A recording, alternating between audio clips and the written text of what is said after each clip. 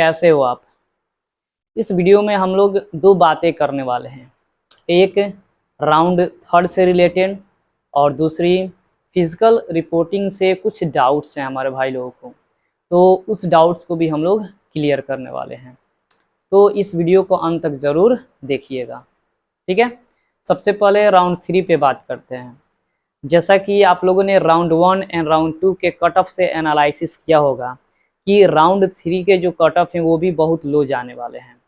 ऐसा क्यों होने वाला है? क्योंकि बहुत सारे ऐसे हमारे भाई हैं जो उनका पहले ही ट्रिपल MUT में या HBTU में या ऑलरेडी कहीं प्राइवेट कॉलेजेस में एडमिशन ले चुके थे, लेकिन वो वेट कर रहे थे कि शायद कहीं राउंड 3 तक भी या राउंड 2 तक भी अगर बेहतर कॉलेज अलॉट हो जाता है तो अपन चला जाएगा, लेकिन ऐसा हुआ नहीं है। उनको शायद ऐसा कॉलेज नहीं मिला होगा जिस वजह से वे विड्रॉल करेंगे और विड्रॉ करने के बाद वो आउट हो जाएंगे। तो इस हिसाब से आप मतलब लगा सकते हैं कि आपका जो कट ऑफ होगा डाउन जाएगा, ठीक है।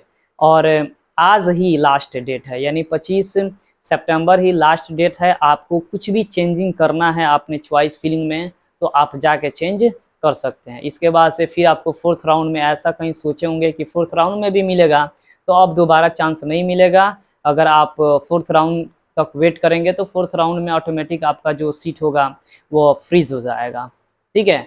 तो आप आज ही जाएं, अपने चॉइस फिलिंग में जो चेंज वगैरह करना है वो चेंज कर दें। दूसरी बात यह है कि जो हमने एक प्रेफरेंस ऑर्डर दिया था कुछ समय पहले जब चॉइस फिलिंग स्टार्ट हो रही थी, वहाँ पे जो मैंने ऑर्डर दिया, अगर आप उस ऑर्डर को फॉलो कर रहे होंगे तो यकीन मानिए आपको कॉलेज अलॉट होगा ही होगा।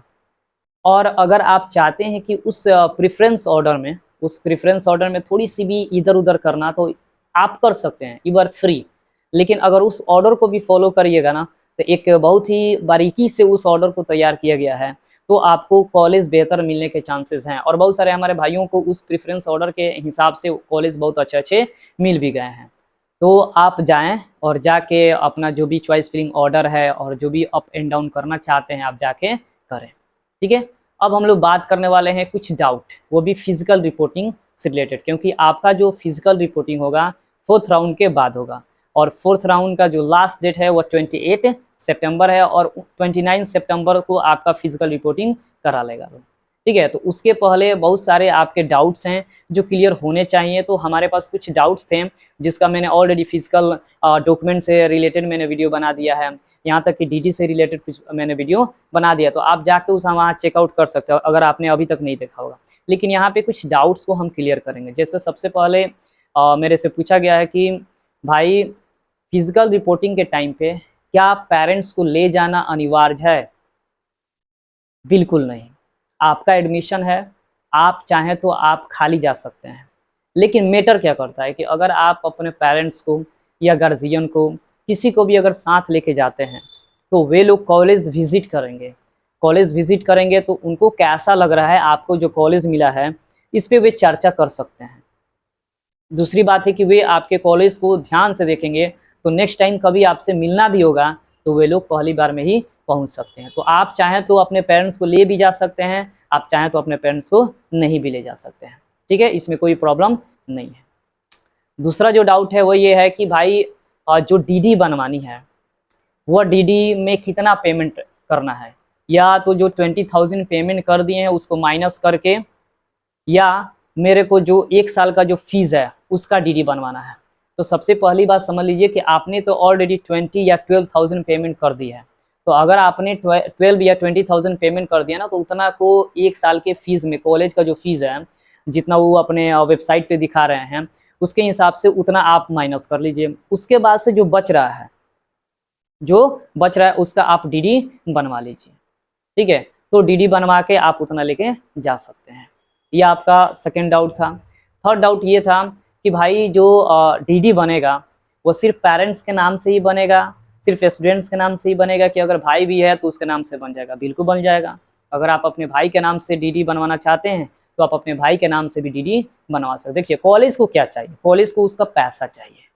आप किसी के भी नाम से DD बनवा के उसको जमा करिए, बस आपको बताना होता है कि ये कौन है, ठीक है। तो उसको पैसा उसके अकाउंट में चला जाएगा, बात खत्म। पैसा नहीं जाएगा उसके अकाउंट में तब वो जाके आपसे आपको इन्फॉर्म करेगा, ठीक है, तो इस बात को ध्यान में रखना है, डीडी चाहे किसी का भी हो लेकिन पैसा उसको मिलना चाहिए।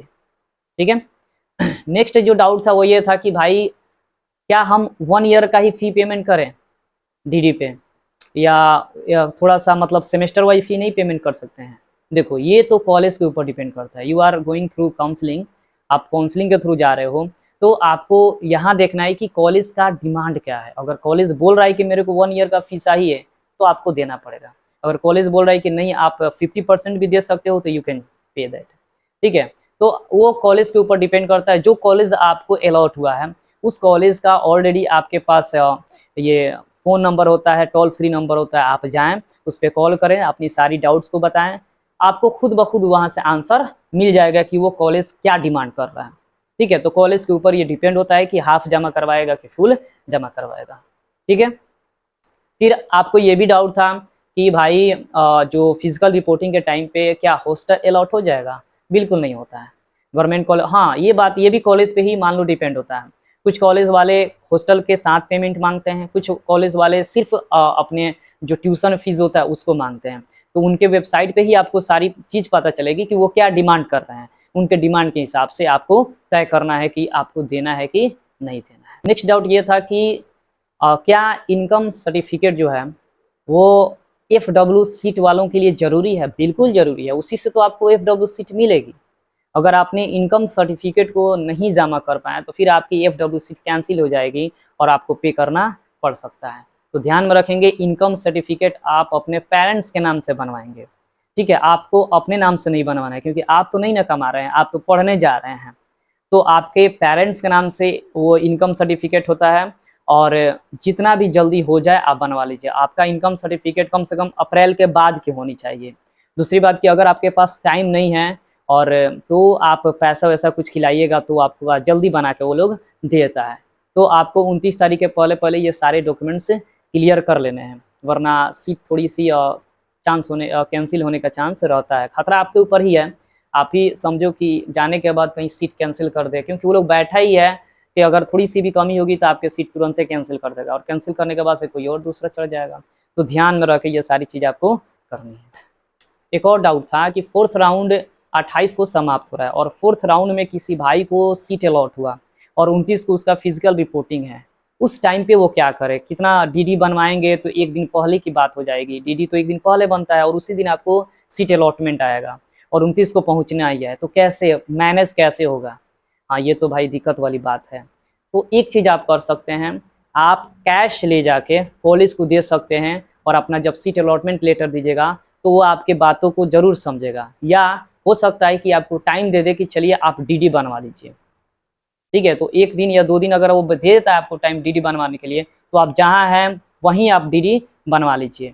ठीक है, समय नहीं लगता है डीडी बनाने में, मात्र 10 से 20 मिनट का टाइम लगता है बैंक में जाने के बाद। हाँ, बैंक वाले साले दोगलाई करते हैं तो थोड़ी बहुत तो टाइम लगेगी ही लगेगी, लेकिन टाइम ज़्यादा नहीं लगता है। तो ये चीज़ें कॉलेज पे ही सारी चीज़ें डिपेंड करती है कि वो कॉलेज क्या करेगा। कॉलेज नहीं चाहता है कि उसके यहाँ जो स्टूडेंट्स आएंगे पढ़ने उनका एडमिशन कैंसिल हो, वो कोई ना कोई उपाय, कोई ना कोई रास्ता जरूर निकालेगा। ठीक है, आप एप्लीकेशन लिख लेना पहले ही, सारी चीज़ें आप बताओगे तो आपकी बातों को जरूर सुना जाएगा, ऐसा नहीं है कि नहीं सुनता है। ठीक है, तो गाइस ये कुछ आपके डाउट्स थे, ठीक है, जो कि आपको पता चल गया होगा क्या क्या करना है। ऐसे ही जो कुछ भी आपको पूछना है आप कमेंट्स में पूछ सकते हैं, मैं नेक्स्ट ही वीडियो बना के आपको बता दूंगा। नेक्स्ट कमेंट पे ही मैं बता ही दे रहा हूँ, लेकिन मैं इसलिए कोशिश कर रहा वीडियो बनाने की, कहीं बहुत सारे ऐसे भाई लोग हैं जो कमेंट्स नहीं किए होंगे, उनको जानकारी नहीं होगी, तो यह वीडियो देख के उनको जानकारी मिल जाए। ठीक है, अगले वीडियो में हम मिलेंगे। Thank you.